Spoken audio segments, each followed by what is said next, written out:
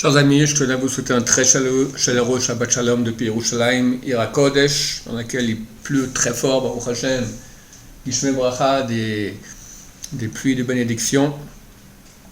Notre parashat Vayakhel, et là-bas au chapitre 27 est écrit que les présidents, donc les présidents des 12 tribus, ont amené les Avnei Shoam et Avnei Milouim, c'est les pierres qu'on mettait sur le pectoral, et les habits du Kohen Gadol, le Choshen et le Ephod.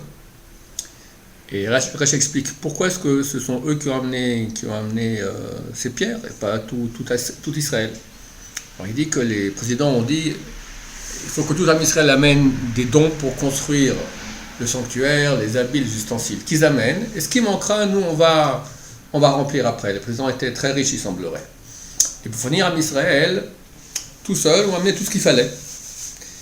Il manquait juste les pierres. Alors les présidents étaient un peu embêtés. Ils disaient ok, alors nous on va amener les pierres pour le Ephod et le Choshen. Mais, comme dit Rashi, la Torah a considéré que c'était une erreur de leur part. Ils ont dû aller en premier, faire la mitzvah d'amener, montrer à tout le monde l'exemple. À cause de cela, une chose, à mon avis, terrible est arrivée. Comme le dit Rashi, la Torah, lorsqu'elle cite les Nesi'im, ici dans le parasha, le verset 27, chapitre 35, le mot Nesi'im est écrit sans Yud. Normalement, il faut écrire avec un Yud, ou même avec 2 Yud. Il n'y a aucun Yud. Pourquoi cela? Pour montrer qu'ils étaient manquants. Yud, c'est une lettre sacrée, c'est la première lettre du nom de Dieu. Pour montrer qu'ils ont péché. Regardez, ils ont péché même peut-être par erreur. On va dire par mauvaise analyse de la situation.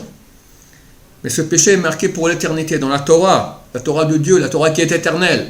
Chaque fois qu'on les cite, on voit qu'il manque le Yud, pour se rappeler de leur erreur. C'est terrible. Chers amis, inutile de vous dire à quel point nous pensons que la fin est proche. Mashiach arrive, on espère pour Pessah, si on se trompe, alors la fin de l'année, durant cette année, qui est 7e année à propos de laquelle il écrit des guerres.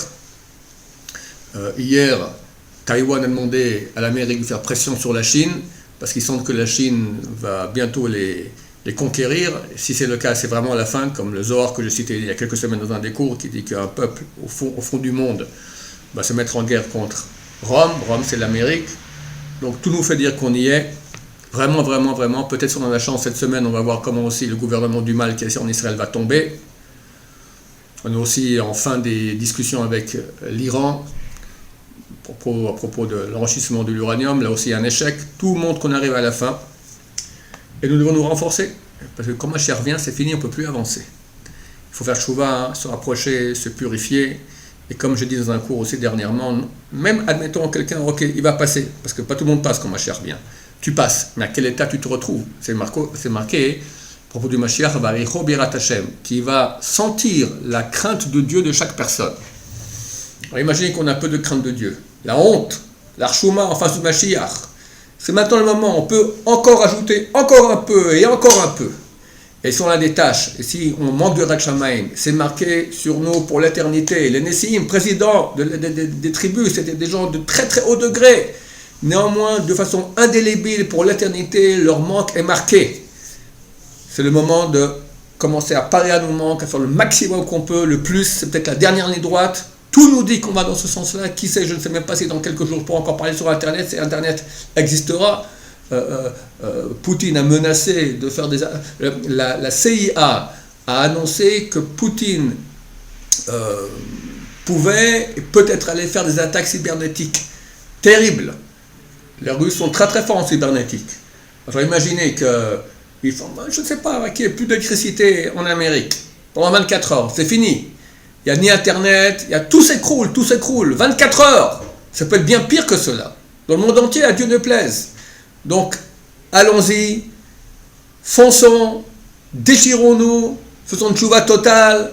Be'erat Hashem, ainsi on se voit Mashiach très bientôt dans la joie et le bonheur. C'est un Shabbat Shalom, plein de bonheur, plein de joie, plein d'espérance, plein de shalom dans vos maisons, plein de présence divine dans vos maisons. Amen, amen, Shabbat Shalom, au revoir.